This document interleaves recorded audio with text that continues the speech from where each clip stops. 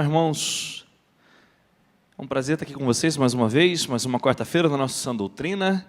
Lá na igreja de Perdizes nós estamos numa série em Gálatas, e nessa mesma série lá onde estamos falando sobre o Evangelho e a religiosidade, a mesma parte que eu quero trazer para vocês, para que a gente possa refletir nessa noite. E eu queria que vocês, lá a gente tem crescido bastante, aprendendo a diferença entre um e outro, onde lá nós chamamos perdendo a nossa religiosidade. E aqui eu trouxe uma parte para que a gente pudesse refletir nessa noite. Eu queria que vocês abrissem Gálatas no capítulo 3, no verso 19, nós leremos alguns versos juntos, e assim nós estudaremos ou meditaremos em alguns dos versículos. Gálatas,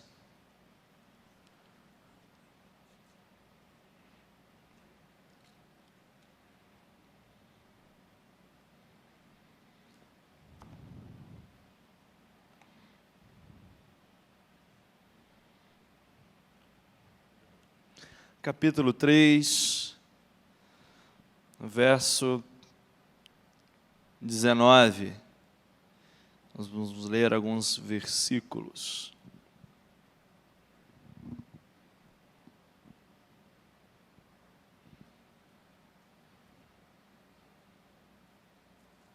A palavra de Deus diz assim: então, para que serve a lei? A lei foi acrescentada por causa das transgressões, até que viesse a semente para quem a promessa fora feita. E foi estabelecida por anjos, pelas mãos de um mediador. Verso 20. Ora, o mediador não é só o mediador de um apenas, mas Deus é um só. Então a lei é contrária às promessas de Deus? Verso 21. De modo nenhum. Se tivesse existido uma lei que pudesse vivificar, em verdade a justiça teria vindo pela lei. 22. Mas a Escritura encerrou tudo sob o pecado, para que a promessa, mediante a fé de Jesus Cristo, fosse dada aos que creem. Porém, antes que viesse a fé, éramos mantidos sob a lei, encerrados para a fé que havia de se revelar posteriormente. Depois que a lei foi a nossa pedagoga, ou em alguns outros versos, tutora, para nos trazer a Cristo, a fim de que pudéssemos ser justificados pela fé. Mas depois que veio a fé, já não dependemos de um pedagogo, pois todos sois filhos de Deus pela fé em Cristo Jesus. Todos vós que fostes batizados em Cristo, vos revestides de Cristo. Já não há judeu, nem grego, não há também escravo, nem livre, nem homem, nem mulher, pois todos vós sois um em Cristo. E se sois de Cristo, então sois a descendência de Abraão, herdeiros segundo a promessa. Feche seus olhos, vamos orar. Pai, obrigado porque o Senhor abre os nossos olhos para que compreendamos a Tua graça. Não é um esforço nosso, não é mérito nosso, não é performance nossa. Ainda que venhamos estudar e nos dedicar, é apenas uma ação no Teu Espírito que regenera nossas vidas, desperta-nos para a compreensão da Tua graça. Obrigado, Senhor, que o Senhor continua fazendo isso. O Senhor continua abrindo os nossos olhos, destapando os nossos ouvidos, para que a gente venha compreender mais da beleza da Tua santidade. Assim eu peço, humildemente, que o Senhor faça isso nessa noite, para que a compreendamos, para que a entendamos, para que glorifiquemos o Teu nome ao entender mais a respeito da Tua palavra. É o que eu peço, no nome do Teu Filho amado Jesus Cristo. E dizemos juntos, amém. Irmãos, quero lembrar algumas coisas com vocês. Primeiro, sobre Gálatas. A igreja plantada na Galácia estava sofrendo um problema étnico, né? Um problema cultural. Eles achavam um cultural religioso. Era uma igreja que estava sendo dividida por questões, às vezes, étnicas, outrora cultural, xenofóbica algumas das vezes, e religiosa. Eles achavam que os judeus da igreja da Galácia achavam que eles eram merecedores ou eles eram os mais importantes. Aí você tinha a turma da circuncisão. Para quem não lembra disso, de circuncisão, era um ato judaico que eles faziam lá de circuncidar o filho assim que nascesse. E você tinha uma turma que tinha vindo depois, que não eram judeus, eles eram cristãos que haviam convertido depois da pregação do Evangelho pós Jesus Cristo, que eles entenderam que o Evangelho não precisava praticar a lei judaica para se tornar cristão, que era oriundo da fé. Era só acreditar em Jesus Cristo como único e suficiente Salvador, não necessariamente, ou não, você não precisava cumprir os ritos religiosos ou judaicos, que então você pertenceria àquela comunidade de fé, você se tornaria um cristão. Ok. Aí você estava naquela igreja, a igreja da Galácia e a turma da circuncisão estava dizendo assim: olha, agora vocês homens, vocês vão participar dessa igreja, e agora, nesse exato momento, vocês vão ter que circuncidar. Uou, mas peraí, a fé não vem através de acreditar em Jesus Cristo? Peraí, a justificação ela vem da lei, a justificação ela vem das obras? Da onde vem a justificação? E começou a discussão dentro daquela igreja. Aí a igreja então manda alguns supervisores, a igreja de Antioquia daquela época, manda alguns supervisores, e dentro daqueles supervisores, a turma de Pedro, a turma de Tiago, mais Barnabé, eles eram a favor da turma de quem? Da circuncisão. Uou, até os discípulos que haviam entendido o Evangelho, a graça, eles eram da turma da circuncisão. Ao ponto de que Paulo vai chamar a atenção de Pedro, e dizendo assim: Pedro, está errado. E Pedro já tinha entendido, se vocês olharem lá em Atos, ele já tinha entendido, aparentemente tinha entendido, quando ele estava lá na casa de Cornélio, quando ele já tinha visto aqueles animais, e Deus falando para ele: não torne impuro aquilo que eu purifiquei.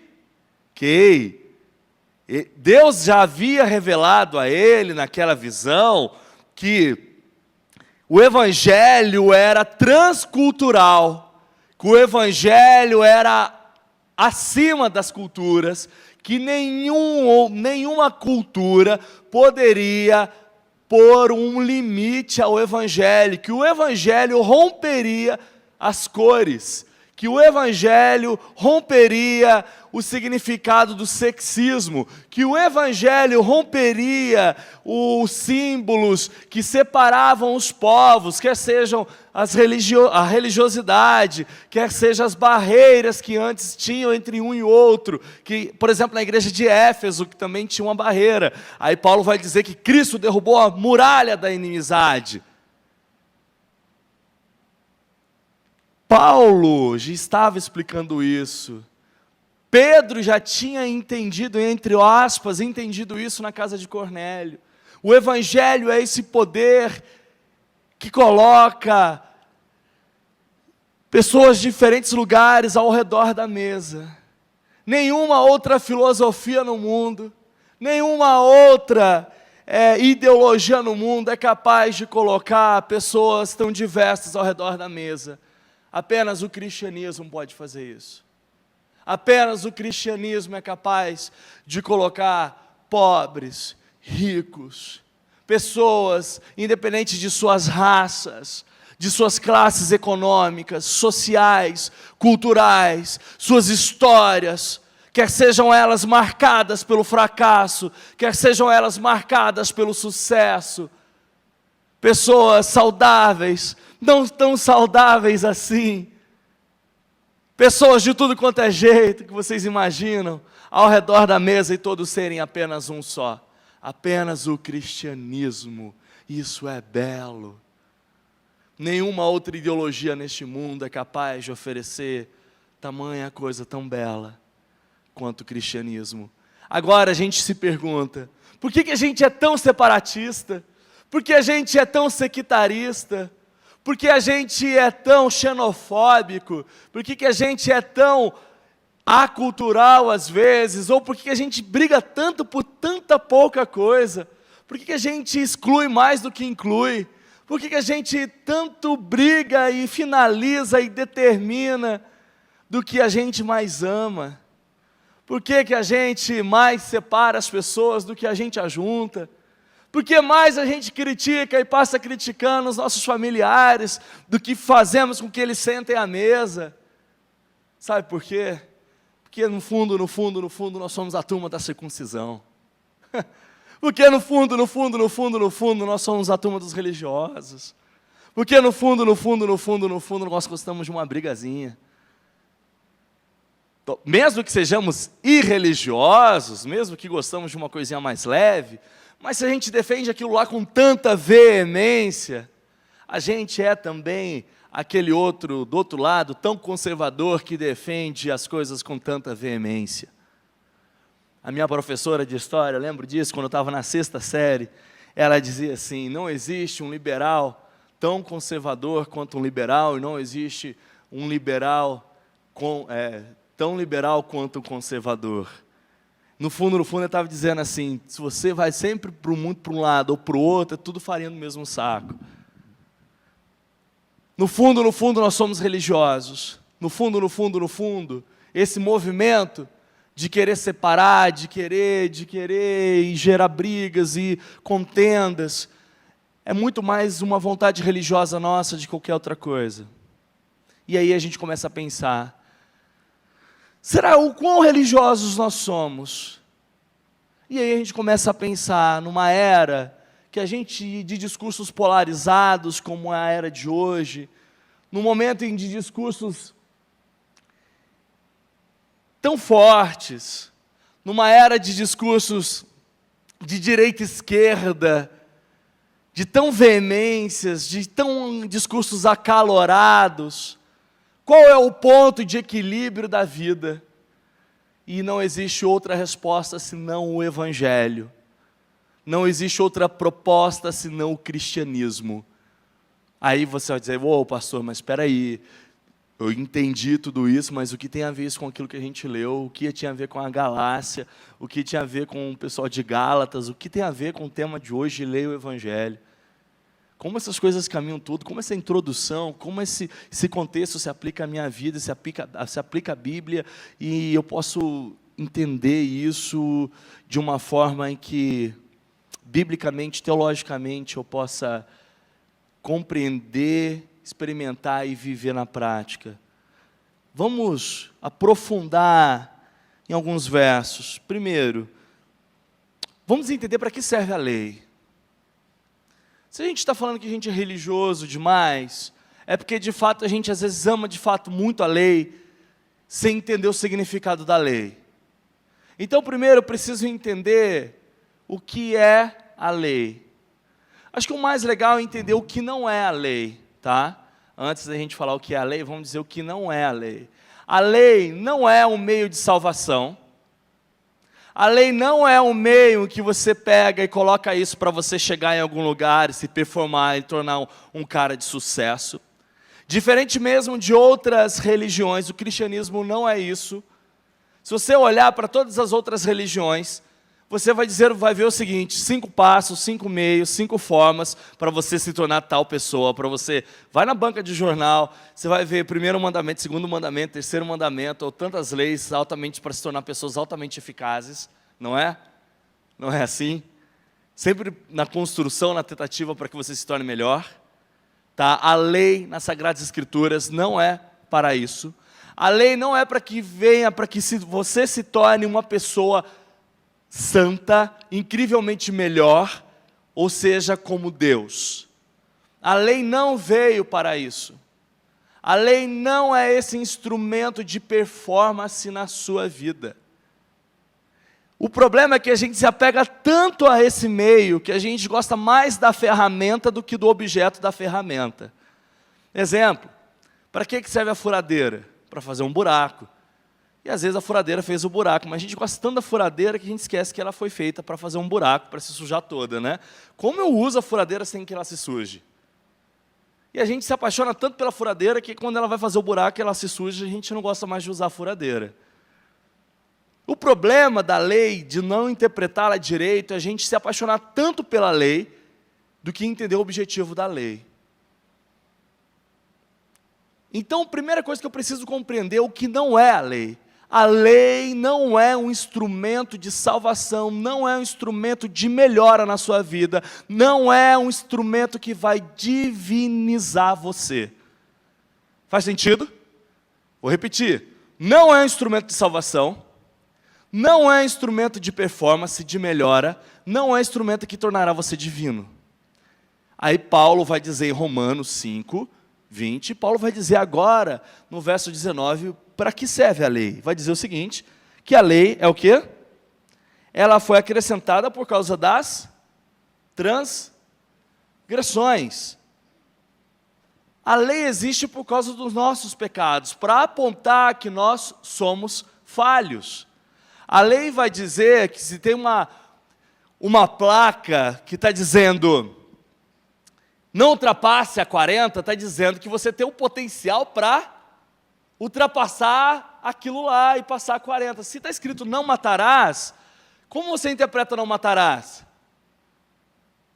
Sabe como que se deveria interpretar o não matarás? Quando você lê os 10 mandamentos agora, que todo ser humano tem o potencial para matar. Quando você lê a palavra não mentirás, na lei, você deve compreender que todo ser humano tem o potencial para mentir. Quando você olha para a lei, você tem que entender que toda a humanidade tem um potencial para pecar e descumprir a lei. Quando o Senhor introduziu a lei, foi para que nós pudéssemos compreender que nós temos potenciais para descumpri-la. Por isso o Senhor colocou a lei para que descobríssemos que nós temos essa capacidade toda para descobri-la. Por isso tem uma placa, tem um limite, cuidado para não ultrapassar esse limite. Por isso que está escrito não pare aqui, porque sabe que se deixar a gente vai parar. Por isso que está dizendo não estacione desse lado, porque a gente vai estacionar em frente à garagem. Por isso que tem vários indicativos, várias coisas, porque a gente tem esse potencial para fazer bagunça. Mas eu quero dizer que a cada potencial de fazer bagunça, a graça tem maior potencial ainda de consertar todas as bagunças do que o ser humano é capaz de fazer. A lei, ela foi introduzida por causa das nossas transgressões. É isso que o verso 19 está dizendo.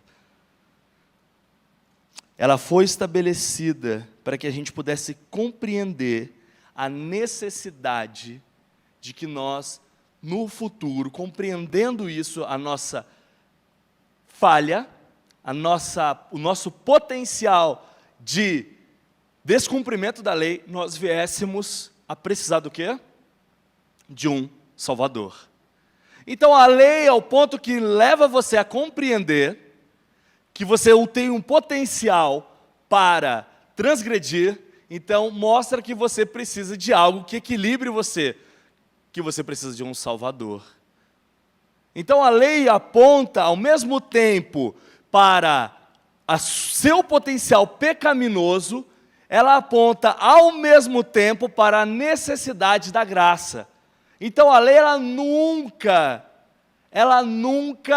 se opõe ao Evangelho, ela nunca se opõe à graça. Eis o grande ponto importante para que a gente pense. Muitas pessoas acham que nesse meio de graça, as pessoas elas tentam romper com a lei. Não é? Não, já que a gente está na época da graça, então vamos esquecer a lei. Esse é o problema dos irreligiosos ou do liberalismo. Esse é o problema. A gente rompe com a lei.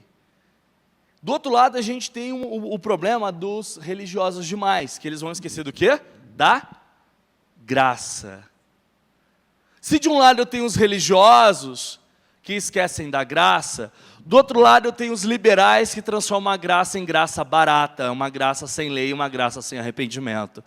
O equilíbrio entre tudo isso é o Evangelho que usa da lei e usa da graça.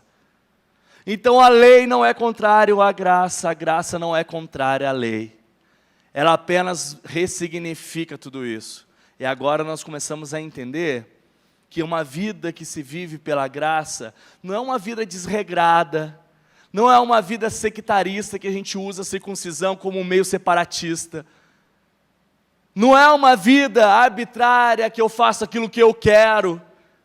Não é uma vida também que eu vou lá e sou extremista e eu vou brigar com todo mundo e é do meu jeito, pronto, acabou. Mas é uma vida recheada de amor e ao mesmo tempo que é recheada de verdade.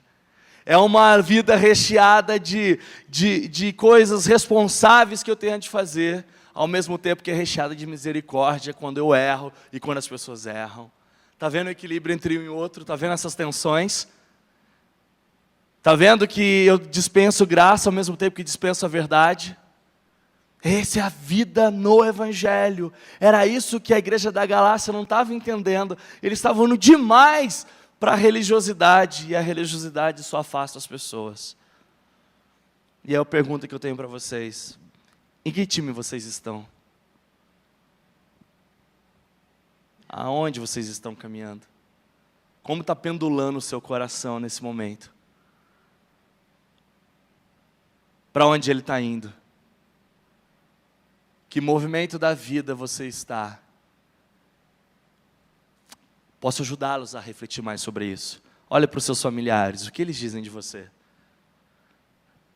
Olha para os seus amigos, o que eles dizem de você? Uma pessoa super, hiper religiosa?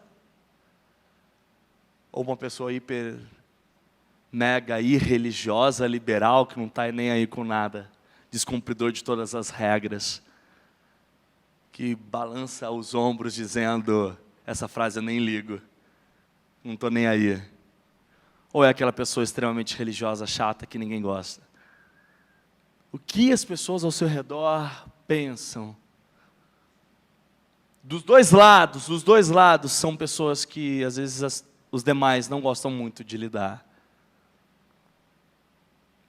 Agora essas pessoas olhem para você e vê vocês com verdade e amor. Elas veem em você o Evangelho. E isso na comunidade de Atos que estava nascendo. O povo via graça. E o Senhor acrescentava todos os dias pessoas que deveriam ser salvas. E hoje, a partir do momento que a gente se torna religioso, ou nos tornamos liberais e religiosos, uma sociedade que se perde valor, nós nos tornamos sem graças ou chatos demais. Aonde é que nós estamos nesse pêndulo da vida? É uma pergunta que nós devemos fazer todos os dias. Todos e todos os dias. No verso a seguir, 20 e 21. Ora, um Deus não é um mediador de um apenas, mas Deus é um só. Então a lei é contrária às promessas de Deus? De modo nenhum. Se tivesse existido uma lei que pudesse vivificar, em verdade a justiça teria vindo da lei. Agora Paulo está dizendo o seguinte: a lei não produz vida. A lei, ela não é capaz de vivificar ninguém. O que vivifica é apenas a fé. A graça vivifica. As promessas de Deus baseadas na fé em Cristo Jesus é o que traz vida às pessoas, mas a lei não. A lei não é capaz de vivificar. A lei só traz morte, só traz condenação. A lei só leva as pessoas a lembrarem que elas são pesadas, que elas são transgressoras. A lei só lembra vocês que vocês são o quê? Pecadores. E que logo levam vocês a entender que vocês precisam de um Salvador. É isso que a lei deve lembrá-los. Que ao tempo que vocês descobrem que vocês são transgressores, é ao mesmo tempo que vocês descobrem que vocês precisam de um Salvador. Ok? Se vocês olharem para as Escrituras, olharem para a lei, vocês têm que enxergar essas duas coisas. Entender a necessidade da graça ao tempo que vocês reconhecem a pecaminosidade de vocês. Então a lei, ela não traz vida. Ela não traz vida, senão a justiça teria vindo pela lei. Então a justiça não vem pela lei. O que vem pela lei é a condenação. O que vem pela lei é a morte. Então Cristo na cruz do Calvário, embora se tornasse justiça para Deus, ele sofre a condenação divina e morre na cruz do Calvário, para que nós, por meio da fé, sem obra, sem performance alguma, pudéssemos então sermos o quê? Vivificados. Ou seja, você não precisa circuncidar. É uma boa, né? Principalmente falar para os homens aqui, né? Você não precisa. Você não precisa chegar na igreja agora e circuncidar. Você não precisa chegar agora, no momento seu de fé, e falar, nossa, eu vou ter que agora praticar as regras judaizantes, ou praticar a lei. Não, porque isso te aprisiona, porque isso te machuca. Um aspecto geral, se vocês, homens, mulheres, adolescentes, quem quer que seja, se vocês viverem na prática da lei, vocês muito mais morrerão do que vivificarão. E eu não estou falando só da lei da circuncisão, ok? A lei da circuncisão era da Galácia naquele tempo. Eu estou falando de outros tipos de leis. Leis que vocês instituíram durante a caminhada cristã. Exemplo, eu só vou à igreja, nada contra o estilo de vocês, tá? Nada contra. Tem gente que gosta lá de botar sua gravata, botar o seu terno, que legal, é bonitinho, gosta lá de ajustar, mas acha que aquilo lá é santo. Acha que aquilo lá é divino. É sério. E se não tiver de repente, e se tiver amassado, e se chover? É sério que aquilo lá é santo, aquilo lá é divino? E se de repente você não tem? E se de repente o irmão não tem nem a condição de comprar aquele terno? E se de repente ele não usa gravata? Então ele é um profano? Não acredito que a gente está, de novo, trazendo elementos à fé. Deixa eu dizer uma coisa. O grande problema é que a gente tenta sacralizar coisas que não devem ser sacralizadas. Nós trazemos elementos à fé. Se a gente traz elementos à fé, nós estamos diminuindo a eficiência da graça. Se diminuímos a eficiência da cruz, nós estamos fazendo aquilo que Paulo disse, nós estamos anulando a graça de Deus. Aí Paulo vai dizer no verso 1, no capítulo 1, no capítulo 2, que isso seja então anátema, que isso seja maldição, porque não é o evangelho pregado. Porque Jesus, mais nada é igual a tudo. A fé, mais nada é igual a tudo. A fé, Jesus ou o evangelho, mais qualquer coisinha que você adicione, é igual a nada, se tornou religiosidade. Adicionar coisas e práticas e mais práticas se torna religiosidade. Me faz lembrar de um certo momento em que Jesus ele estava junto com os sacerdotes fariseus, e ele mete a mão na comida, e ele vai, leva a boca e come. E o pessoal fica escandalizado com aquilo lá, porque ele não lavara a mão. E o pessoal vai lá e fala, não é possível, como que ele, sendo o suposto filho de Deus, porque de fato ele era o filho de Deus, mas os sacerdotes, os fariseus não acreditavam que ele era o filho de Deus, ele é um mestre, ele vai e não lava as mãos, porque lavar as mãos, de acordo com a cultura, era uma cerimônia de purificação, não era questão só de higiene. Ok, questão de higiene a gente lavaria as mãos, mas Jesus vai lá, mete a mão na comida e come. Ele tinha que passar pela cerimôniazinha da purificação. E sabe o que Jesus responde? Isso nem está na lei mosaica, isso foi instituído pela cultura de vocês. Tipo, vocês estão me criticando, é sério? Sabe quantas coisas a gente não está nem nas Sagradas Escrituras, e a gente acrescenta, e a gente chama aquilo lá de divino. E às vezes quando a gente chama aquilo lá de divino, a gente chama as outras coisas, e as outras pessoas, sabe do quê? De profano. E quando a gente está divinizando certas coisas, a gente está demonizando outras coisas. Ao ponto que a gente diviniza certos preceitos da vida humana, nós demonizamos as outras pessoas, e nós mais afastamos aqueles quebrados pela vida, do que nós trazemos elas à mesa do reino. Era isso que estava acontecendo na igreja da Galácia. É isso que pessoas legalistas fazem, é isso que religiosos fazem o tempo todo. Veja que o evangelho e a lei não são inimigos, mas veja como nós temos a capacidade de fazer um ser inimigo do outro. De novo, como está o nosso coração nesse balaio todo, nessa vida cristã nossa? como o seu coração está, como a sua família, seus amigos te olham, quem está sentado à sua mesa. E a gente continua olhando mais as Escrituras. Aí está dizendo lá no verso 24. De modo que a lei foi a nossa pedagoga para trazer-nos a Cristo, a fim de que pudéssemos ser justificados pela fé. Depois que veio a fé, já não dependemos de um pedagogo, porque todos sois filhos de Deus pela fé em Cristo Jesus.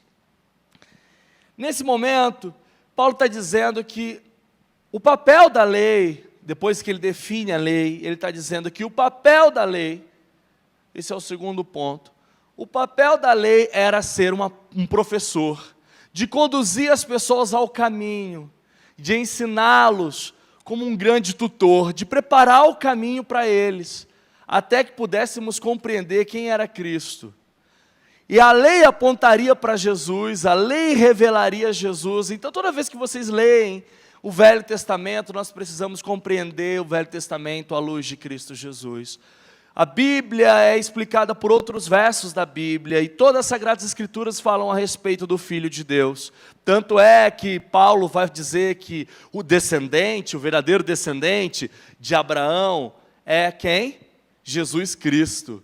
Ele não vai dizer que são os descendentes, mas está dizendo, ele vai dizer logo a seguir, que nós somos realmente descendentes pela fé em Cristo Jesus. Não é a linhagem. Então ele está dizendo que o Velho Testamento e todas as Sagradas Escrituras, toda a lei, ela veio para apontar, como uma grande professora, apontar para Jesus. Para apontar para Ele, para nós conhecermos a Ele.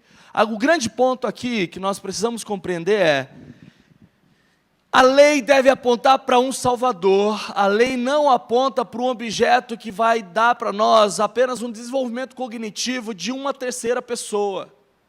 A lei, ela veio para mostrar a necessidade de sermos salvos.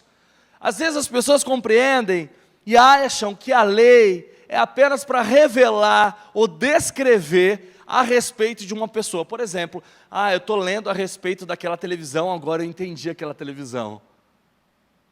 Então eu estou lendo, eu estudei e está falando sobre aquela televisão. Não, a lei veio para mostrar que eu necessito daquela televisão.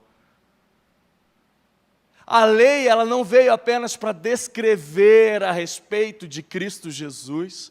A lei veio para mostrar que eu necessito de Cristo Jesus. A lei, ela veio para mostrar que eu preciso de Cristo Jesus 24/7.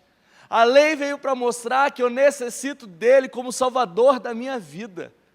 A lei não veio para mostrar que Jesus era apenas o Filho de Deus, que nasceu da Virgem Maria e morreu sob Pôncio Pilatos, e decorar esse credo e pronto, final. Não, a lei veio para mostrar que eu dependo desse Jesus como Salvador da minha vida. Porque o grande problema é que se a gente é muito religioso, a gente vai descobrir que a gente não precisa do quê? De um Salvador. Sabe por quê? Porque a lei fala o seguinte: é só você cumprir que você consegue. Não é? A lei diz lá, não matarás. Então, se eu não mato, eu sou o quê? Perfeito. A lei diz lá, não mentirás. Se você não mente, você é o quê? Perfeito. Amar a Deus sobre todas as coisas. Então, se eu amo, então sou perfeito. Amo o teu próximo como a ti mesmo. Então, se eu amo, eu sou perfeito. A lei não veio para dizer que você é bom. A lei veio para mostrar que você precisa de a única pessoa no mundo que é bom e é muito melhor do que você, que é Jesus Cristo, o seu, o meu, o nosso Salvador. A lei, ela não veio descrever Jesus apenas para que a gente só soubesse dele. A lei veio para mostrar a sua necessidade do Salvador. Se você entende que você necessita de um Salvador, agora a gente começa a entender que a gente não é mais sectarista, que a gente não é mais chato, que a gente expulsa as pessoas. Porque se eu preciso do Salvador, eu olho para aquele amigo meu aqui que é diferente, mais bonito e mais elegante do que eu. Como é que é seu nome?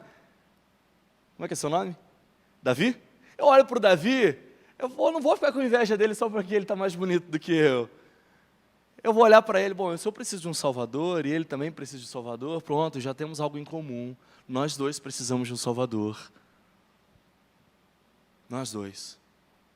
Independente se o Davi, ele torce para um time X, eu torço para um time Y. Independente do Davi, ele tem uma história assim, eu tenho uma história assada. Mas o que assemelha a mim ao Davi é o fato do Davi ele precisar de um Salvador assim como eu preciso de um Salvador. Então eu me identifico com o Davi. Então eu não quero que ele vá para a turma da circuncisão ou que ele seja igual a mim. Não, ele não precisa ser igual a mim. Sabe por quê?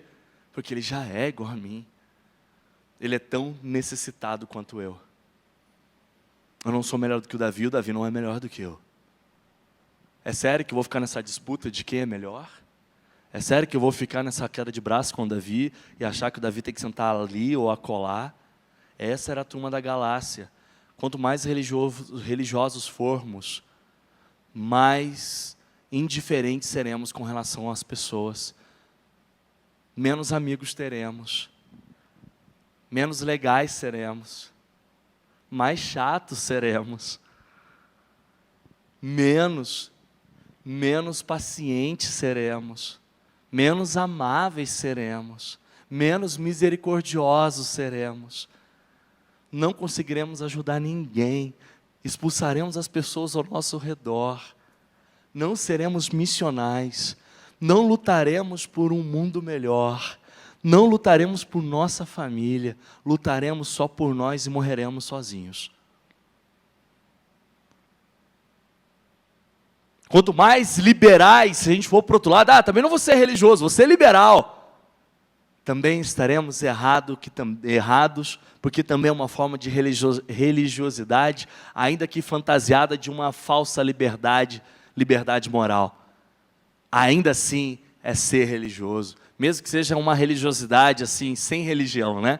Mas ainda assim é. Ficaremos sozinhos só porque a gente está quebrando todas as regras, metido aí a um tipo de anarquista, metido a um tipo de jovenzinho rebelde, adolescente, achando que pode fazer tudo que quer, fazendo um birra de tudo quanto é jeito, e dizendo, ei, eu sou um grande revolucionário agora. Não, a gente vai ficar sozinho de qualquer forma. Quanto mais cheios do Evangelho formos, mais nós compreenderemos a necessidade de Cristo Jesus, mais identificaremos com os outros. Daí nós não brigaremos se é aquela turma da circuncisão ou daquela não circuncisão. Nós convidaremos as pessoas a sentarem ao nosso lado, porque nós saberemos que aquelas pessoas são tão necessitadas quanto eu. Eu vou olhar para o Davi e vou falar, Davi, nós somos iguais, Davi, estamos juntos no mesmo barco, estamos juntos. Estamos juntos. Consegue compreender? Vamos a seguir adiante, vamos ao terceiro ponto. Aí, depois que veio a fé, não dependemos de um pedagogo, pois vós sois filhos de Deus. Agora já não há judeu, nem grego, não há também escravo, nem livre, nem homem, nem mulher, pois todos vós sois um em Cristo Jesus. E se sois de Cristo, então sois a descendência de Abraão, herdeiro segundo a promessa.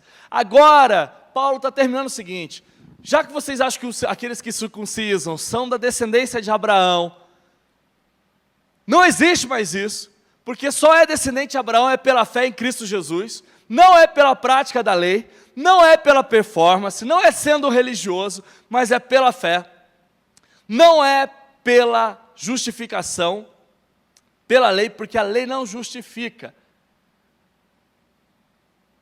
é pela fé em Cristo Jesus.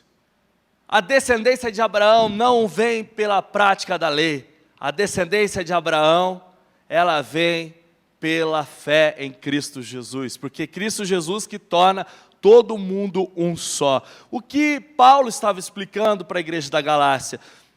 A lei separa, a lei reparte, a lei divide, a lei vai transformar vocês em crianças. Sabe criança? Criança faz birra? Ele não fica brigando lá? Esse é o problema da lei. Esse é o problema do aprisionamento paterno, materno. E aprisionamento da lei vai fazer vocês infantilizados. Esse é o problema da religiosidade. Por isso está dizendo aqui, vocês não precisam mais de um pedagogo. Olha lá no verso 25. Vocês não dependem mais do quê? Está escrito pedagogo ou tutor na sua Bíblia. Vocês não dependem mais. Porque Cristo já libertou vocês. Vocês não precisam de alguém que vai ficar ditando. Porque o problema de ter alguém assim faz com que nós nos infantilizemos. E o problema de uma era, de uma geração infantilizada, é gerar uma geração, ou criar uma geração de pessoas podres de mimados, que fazem birras. E a religiosidade faz isso. Enquanto Cristo trouxe a proposta da liberdade, a religiosidade, ela traz uma proposta contrária, que é mimar, que é aprisionar e tornar as pessoas mimadas. E pessoas mimadas batem o pé quando discordam, faz birras e escondem embaixo da mesa. Quando Deus diz não, elas batem o pé, elas choram. Quando elas veem algumas coisas diferentes, elas batem o pé, elas choram, elas se jogam no chão do supermercado, porque a mãe e o pai não comprou aquele doce que ela queria. Quando a mãe e o pai dão aquela disciplina, elas brigam, elas não entendem. E a religiosidade faz isso com as pessoas, transforma elas em mimados. E agora Cristo, por meio do Evangelho, está dizendo, não sejam mimados, sejam adultos. E adulto é poder olhar para o outro adulto e dizer, nós somos iguais. E o Senhor está convidando todos vocês a serem adultos em Cristo Jesus, porque Cristo Jesus liberta vocês do aprisionamento religioso, da infantilização religiosa, e faz com que vocês sentem à mesas com pessoas diferentes. Sabe por quê?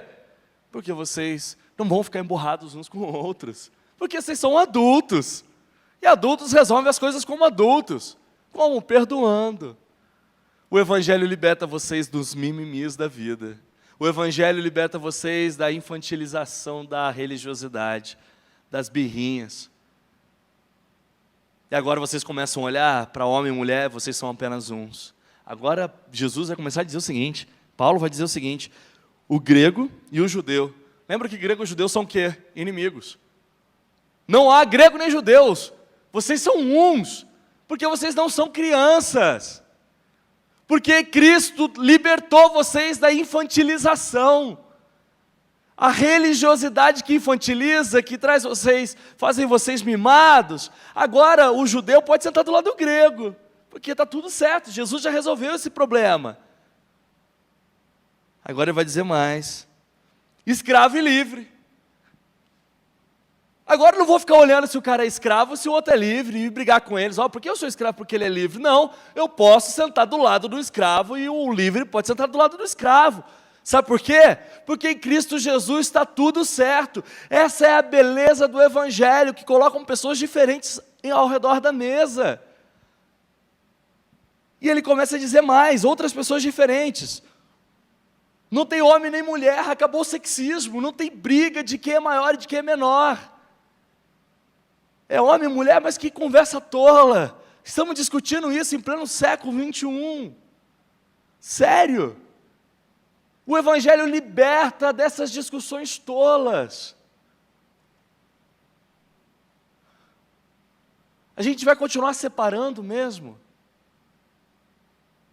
A lei não se interpõe ao Evangelho, mas ser legalista demais, a gente vai sempre separar. Ser liberal demais, a gente vai sempre separar.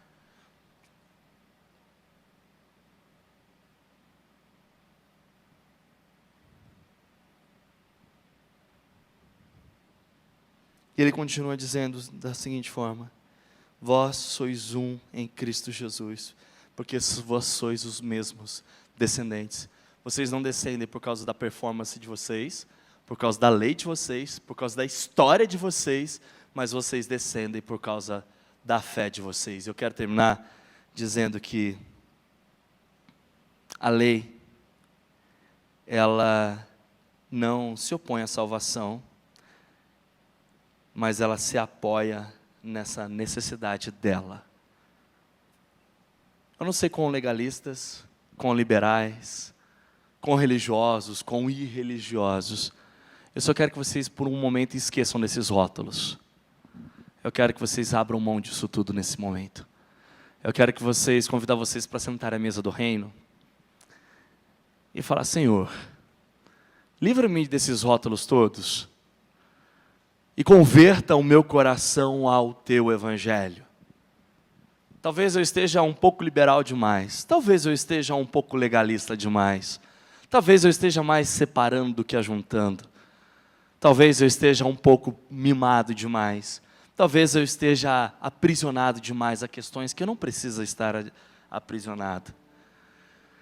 Ah, Senhor, são tantas questões, mas agora eu queria que o Senhor me chamasse para me tornar adulto. Vai doer, porque eu preciso ser adulto, mas eu preciso crescer.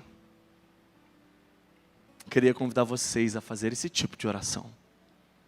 Talvez seja duro, mas eu tenho certeza que ser criança não é o que vocês querem. O Senhor chamou vocês para serem livres, homens e mulheres livres. Livres, livres.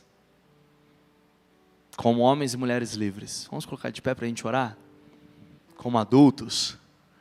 Chegar em casa depois com esse coração limpo, leve, livre. Sentar à mesa, resolver o problema como adulto, amanhã pensar, ir para o trabalho. Olhar para a cara daquele amigo seu que você não queria olhar. Para o chefe, que você tem problema com ele. Para o marido, para a esposa, que talvez está meio assim, balançado. Para a família. Para aquele amigo que você tem evitado, porque às vezes movimentos religiosos do seu coração, ou da irreligiosidade, talvez o Senhor está chamando você para caminhar com amor e com a verdade. E como adulto, impulsionado pelo Espírito Santo, você vai sentar à mesa com Ele, vai dar uma baixadinha na bola. Eu tenho certeza que pela graça do Senhor, vocês vão conseguir conversar e vão resolver. Vamos orar? Pai, obrigado pela tal santa palavra que nos ensina que há sim um senso de escravidão, há sim uma ansiedade, há sim um certo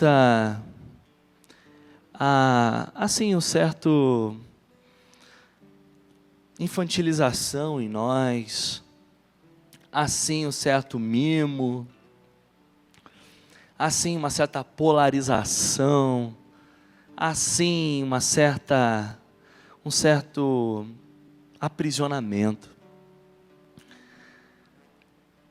A gente confessa isso, e a gente confessa também o nosso desejo de ser adulto, embora ser criança, às vezes a gente acha que é muito melhor, mas é fato que com o passar do tempo a gente cansa também, a gente quer descobrir esse gozo da liberdade em Ti. Uma liberdade que não significa ser liberal. Uma liberdade que entende o significado da lei e não abandona a lei. Ao contrário, ela olha para a lei e entende que ela aponta para nós como a necessidade de um Salvador. A gente não vai abandonar a lei. A gente só vai olhar para ela e entender que a gente precisa de um Salvador o tempo todo. Ajuda a gente a compreender, Senhor, a dinâmica da vida adulta. Ajuda a gente a entender a dinâmica da vida em Ti. Ajuda a gente a entender a dinâmica de uma vida livre, empoderada pelo Evangelho, de uma vida liberta da escravidão, da religiosidade. Ajuda a gente a olhar e perceber e viver a dinâmica de uma vida cheia do senso de liberdade, ao tempo que entendemos a necessidade de um Salvador. Livre-nos do desejo da performance, livre-nos de tudo isso, daquilo que pesa ao nosso coração. Faça-nos livre, leve e cheios de reverência, para que jamais banalizemos o amor e a graça. Que jamais caminhemos num amor liberal e banalizado, e numa liberdade que se confunde com uma liberalidade. É o que eu te peço, não para mim apenas, mas para todos os meus irmãos aqui, para que o Senhor os ajude, os encoraje, para que eles possam resolver as suas questões, para que eles possam rearranjar, para que eles possam viver juntos e não mais separados, no nome de Jesus. Amém.